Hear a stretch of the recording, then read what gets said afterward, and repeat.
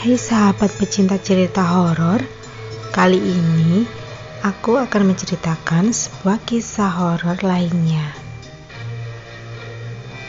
Kontrakan di ujung jalan.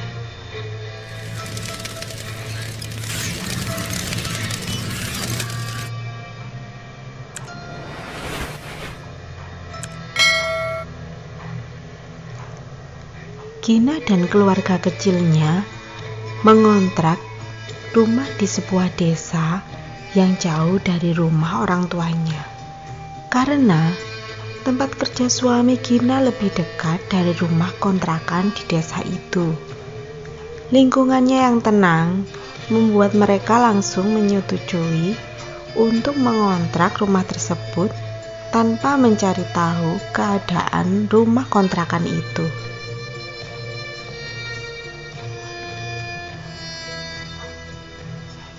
Apalagi disewakan per tahun dengan harga yang sangat murah. Bagi mereka, rumah nampak biasa saja. Tetapi setelah menempati rumah tersebut, para tetangga bilang kalau rumah itu seram sekali.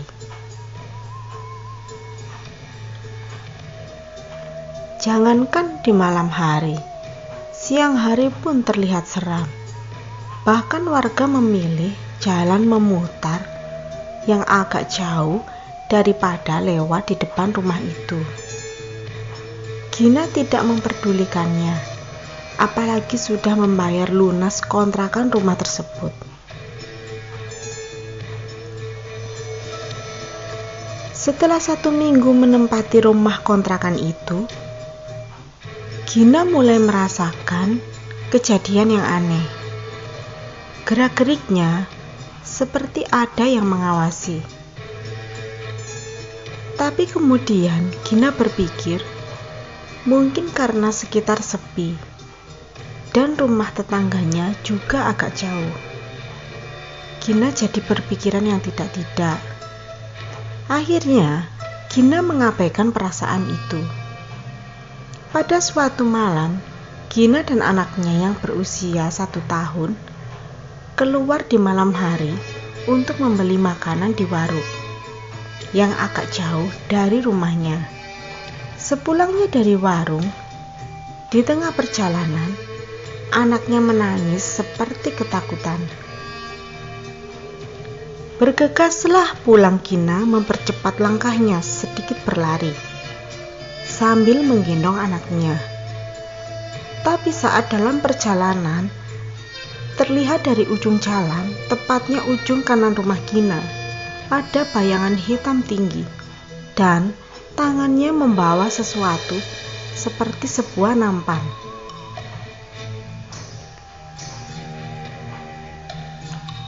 Tepat saat Gina memijakan kaki di pelataran rumahnya, sosok itu menjauh dan hilang entah kemana.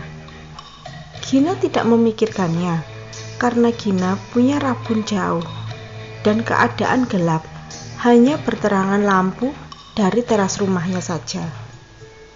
Mungkin aku salah lihat, batin Gina dalam hati.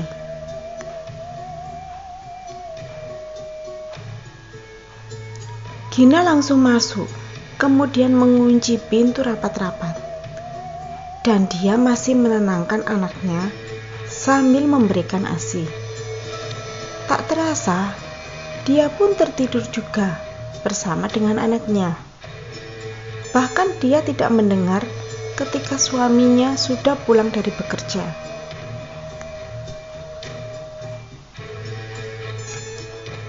Tok tok tok, terdengar suara ketukan dari pintu di luar. Begitu kerasnya, tapi suami Gina tidak terbangun. Ketukan itu malah berubah menjadi gedoran. Akhirnya, Gina pun beranjak dari tempat tidurnya. Sebelum membuka pintu, Gina melihat dulu jam dinding dan kaget sekali. Ternyata, jam menunjukkan pukul 1:30 malam.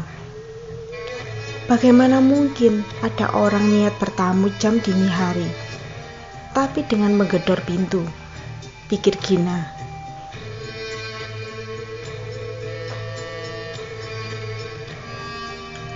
Ingin sekali Gina membuka pintu dan memaki orang itu. Tapi di sisi lain, Gina juga masih berpikir, siapa yang bertamu dengan tidak sopan seperti itu?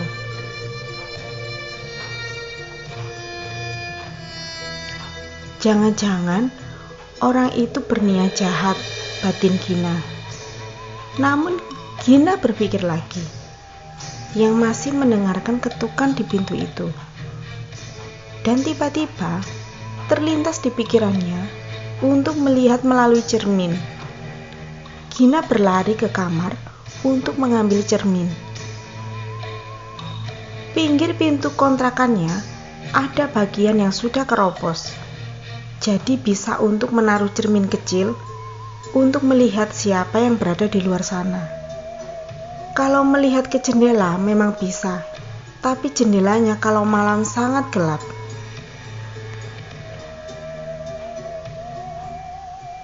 Orang di luar bisa melihat ke dalam, tapi kalau orang di dalam rumah itu harus menempelkan muka baru bisa melihat keluar jendela.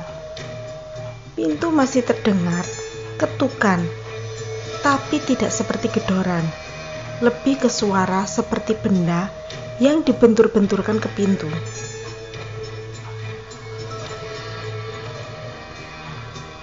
Dengan keberanian, Gina mencoba melihat pantulan di cermin itu. Seketika ingin menangis, berteriak, tapi dia tahan. Nampak sosok hitam memakai kemeja kotak merah dan celana hitam tanpa kepala, tengah membawa nampan. Yang di atasnya ada seonggok kepalanya sendiri. Kepala itu dibentur-benturkan ke pintu di rumah Gina. Dengan wajah membusuk, lebam dan senyum mengerikan yang pastinya tidak bisa Gina lupakan. Gina kemudian pingsan karena kejadian itu. Pagi harinya, suaminya panik menemukan Gina dalam keadaan pingsan.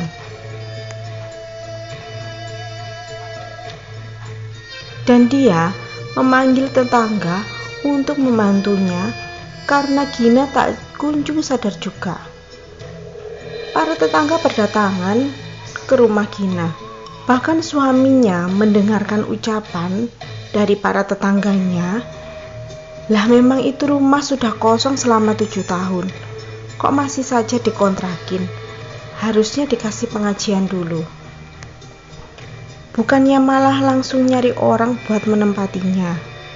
Untung anaknya tidak kenapa-napa," lanjut tetangga yang lainnya. Akhirnya Gina sadar dan mulai bercerita sambil menangis ketakutan. Melihat kejadian itu, suaminya memutuskan untuk meninggalkan rumah kontrakan itu daripada diganggu menempati rumah itu. Takut keluarganya kenapa-napa. Meskipun sudah terlanjur membayar, tetapi keselamatan dan ketenangan keluarganya jauh lebih penting.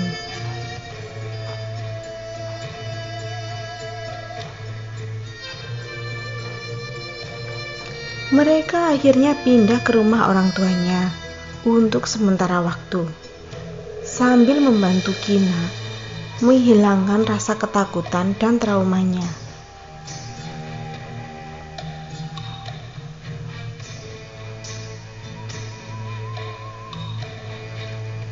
Sekian dulu cerita horornya. Sampai jumpa lagi di cerita horor berikutnya ya. Terima kasih.